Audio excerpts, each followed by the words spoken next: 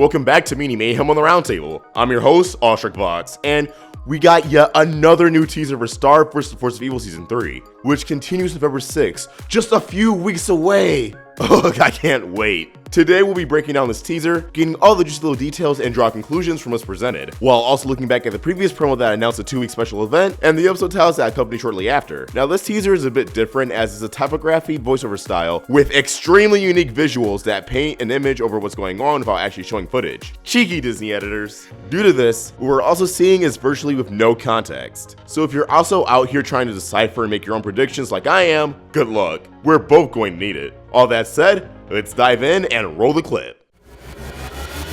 I've caused a lot of trouble this summer.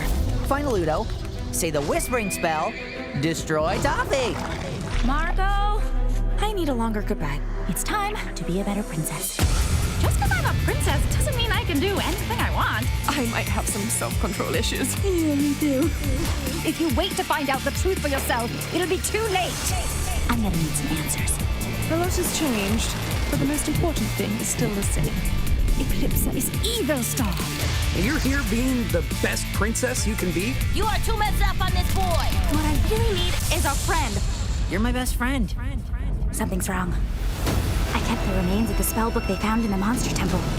Call me a villainess. This is your last chance! Don't ask questions you don't want the answer to.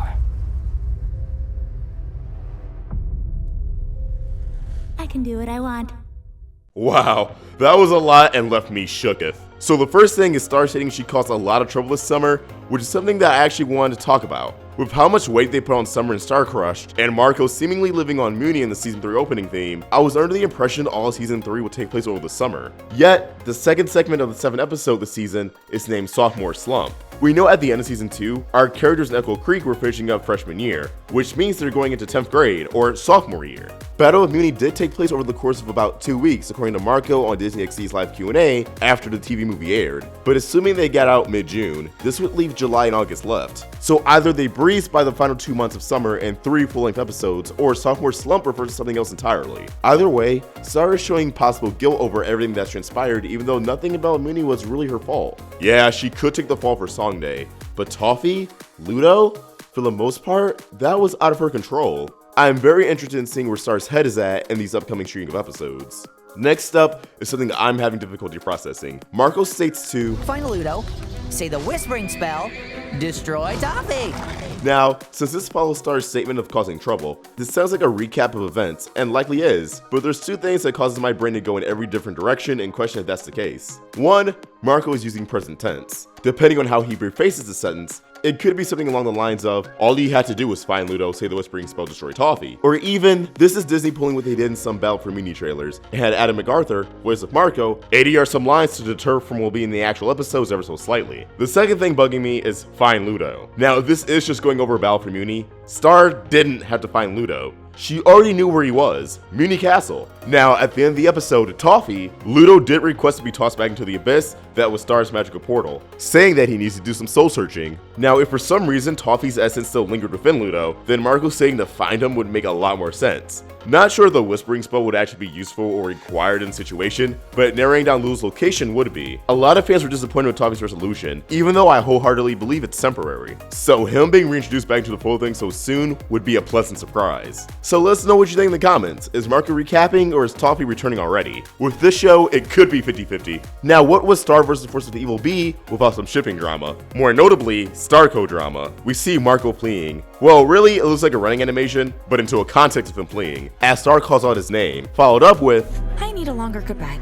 Seems to me Marco may be temporarily going back to Earth for a few episodes. After all, being on Mooney for 2 weeks without notifying his friends and family probably caused some sort of consequence. Keep in mind, despite Marco's parents being chill, he was kidnapped by Toffee before, so they would reasonably be worried if he just up and vanished for a long period of time. As for the episode this could be from, I'm assuming it's Scent of a Hoodie, which is actually the first episode that kicks off this bomb. This could be the episode that addresses the end of Star Crushed, where Star declares her feelings for Marco before leaving Earth. Star was a lot more affectionate to Marco during Battle for Mooney, but their actual friendship never came into question. It seems like it will now, but the next line of dialogue in the promo is, It's time to be a better princess. Now, I think this could be from a different episode. Due to her tone, I think this could also be from Son of a Hoodie. I think Star actually insists on Marco staying on Earth for a while so she can focus on her royal duties. This could lead into what appears to be her training sequence seen in the last promo that possibly uses Marco's hoodie as target practice. Which makes sense because again, the name of the episode is Son of a Hoodie. This promo transitions into a more high energy tone. As Star states, Just because I'm a princess doesn't mean I can do anything I want. and I think this is one of the more out of context lines they threw in to fill time. I say this because she could be saying this to anyone. Marco, Tom, Ponyhead, Jana, herself, or even Eclipsa. I say this because we then seamlessly transition to what appears to be dialogue from the episode where Star meets Eclipsa. I might have some self-control issues. Yeah, me too. We have an episode called Stranger Danger, and the Magical High Commission is in Mooney's dungeon in the previous promo. I don't think these cosmic beings would be gathered in one place if they weren't facing a dangerous enemy like Eclipsa. Eclipsa casually says, I might have some control issues, in a jokingly embarrassed tone, to which Star follows up with, yeah, me too. This is so exciting, Star's bonding with Eclipsa. If you, like I in the past, have speculated that Star would look at Eclipsa as some sort of mentor and they would get along well, perhaps even have Star join Eclipsa, after all, the original title for the series was Star and the Forces of Evil, then we may have been spot on to something. Also, notice how both Star and Eclipsa are in crystal encasings. While Star probably won't be crystallized by Romulus, I interpreted this as Star feeling like she's trapped mentally, while Eclipsa is trapped physically. They're both being oppressed by the Magical High Commission in different ways. But Moon doesn't seem too happy about these two bonding. If you wait to find out the truth for yourself, it'll be too late. It looks like Moon may actually not forbid Star from spending time with Eclipsa. It sounds like she's putting faith into Star to make a good conscious decision to stay away. She's still angry, make no doubt about that. But if Eclipsa ends up in a position of power where the Commission can't keep her trapped any longer, then they are powerless to stop her or Star from acting on their own. That being said, how is Moon so sure Eclipsa is evil? As far as we know, their interactions were nothing beyond striking a deal, and Moon purposely missing Toffee's heart after doubting Eclipsa's intentions and realizing she shouldn't be free. But Moon herself even said, Eclipsa doesn't seem all that evil. Perhaps like both Cypher's relationship before it in Gravity Falls, Eclipsa has been contacting Moon through nightmares these last few decades, or Moon has learned disturbing tales of Eclipsa from the Magical High Commission. I personally am not too sold on the idea of Eclipsa being pure evil, but her alignment being that of a chaotic neutral. And of course, Star wants answers. I'm gonna need some answers. If the audience is confused, she's sure to be too. After all, the audience only knows as much as the characters the narrative focuses on. She wants clarity on her true capabilities and Eclipsa, something her mother and the High Commission won't spoon-feed her. Moving forward, Eclipsa says, A lot has changed, but the most important thing is still the same.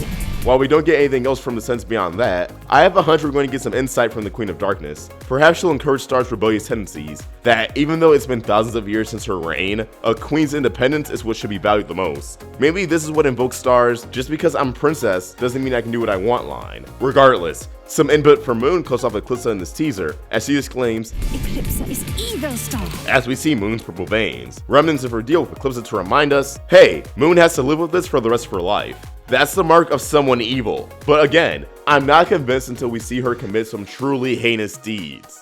And here it comes, more shipping fuel, this time for Tomstar. Here, we see Tom question Star. And you're here being the best princess you can be? So it seems like Star's motivation for being a better princess won't be dropped after one episode. Not that the show would do that. They've been nothing short of excellent with all their characters these past 2 seasons. Now, I'm assuming this is from the episode Club Snubbed, that was sneak peeked at San Diego Comic-Con this past summer, and Tom is in the Avengers-style shot in the new opening, so this episode could be the first step towards the two being actual friends. I really hope so, because I'd greatly appreciate breaking the crazy ex-boyfriend angle and showing that yes, exes can be friends again.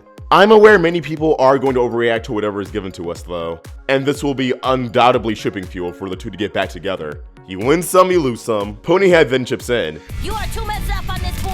She's likely referring to Marco, but maybe Star gets stuck on Tom, who wants to keep things at just a friendly level. Considering the follow-up to this is Star exclaiming, What I really need is a friend.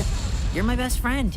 which could be said to, again, anyone. It seems like her romantic relationships will once again be a driving force in her character development. Now we get into some crazy lore stuff. Concerning Glossaryck, Something's wrong. I kept the remains of the spellbook they found in the Monster Temple. Star's holding on to what's left of the spellbook in the Monster Temple, and I'm assuming she'll use this to restore Glossaryck, so this audio is likely from the episode Rest in Pudding, where Glossaryck returns. But considering he's leashed up in the previous promo, either something seriously messed up with him, or Star's being petty and will assure he never leaves her again.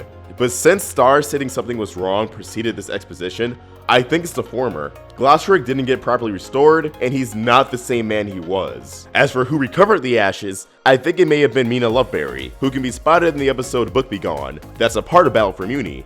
This little Easter egg could have been set up for this scene. We then get a voiceover what sounds like Jana doing a silly accent going, Call me a villainess. which is likely just a throwaway line from a comedic episode. Or I could be very off, and this could be a major game-changing episode. I still think the line itself doesn't have much weight to it regardless. Star then exclaims, This is your last chance! but again, she could be saying this to anyone, any generic monster in combat, or even in a silly argument with someone. Either way, they made it sound absolutely badass. A portal then opens, as the words, "What's calling stars" flash across the screen. If the portal does actually tie into the episodes, and isn't just to look cool, this could be the portal inside Romulus' domain that was introduced in Crystal Clear. We assumed it was tied to the magical glitch, but perhaps it's something deeper than that? Or even, it is tied to the glitch, and Toffee had a backup plan in case he was defeated, which could also make a lot of sense. As for why it's calling Star, we'll just have to wait and see. The promo reaches its climax with Jana, Don't ask questions you don't want the answer to. and while this sounds ominous, it's Jana out of context. It could be a tongue-in-cheek moment, which wouldn't surprise me, like, at all. Again, with lack of visuals, we have to piece together what's going on the best we can. After giving us the release date and app to watch these episodes on, the promo concludes with Star snarkily saying, I can do what I want. which contrasts the very beginning of this promo, which, make no mistake, is very intentional. It's to showcase that yes, Eclipsa's influence on Star, in conjunction with the stress of romantic mumbo-jumbo and becoming a better princess, will have an impact on her attitude and personality. Whether that's truly good or bad, we'll find out next month. That about wraps up our breakdown of this trailer. Personally, my favorite of the bunch so far. But tell me, what do you guys think? Are you hyped for Star and Eclipsa to finally meet? How do you feel at the teasing of Tomstar? Leave your thoughts down below, and let's get a discussion going. If you want the conversation going beyond the comments, follow and tweet to us at Roundtable Vids, or me at AwestruckVox. You can also join our Discord server, or download our official Amino app. If you want to support us, consider pledging $1 on Patreon. Links to everything in the description below. If you enjoyed this video, please throw it a like, and if you're new here, hit that subscribe button, it really helps us out. Be sure to hit the bell for notifications so you never miss a Star vs. the Force of Evil video from the Roundtable. I hope you have a beautiful day, and AwestruckVox signing out. It's going to get a little weird.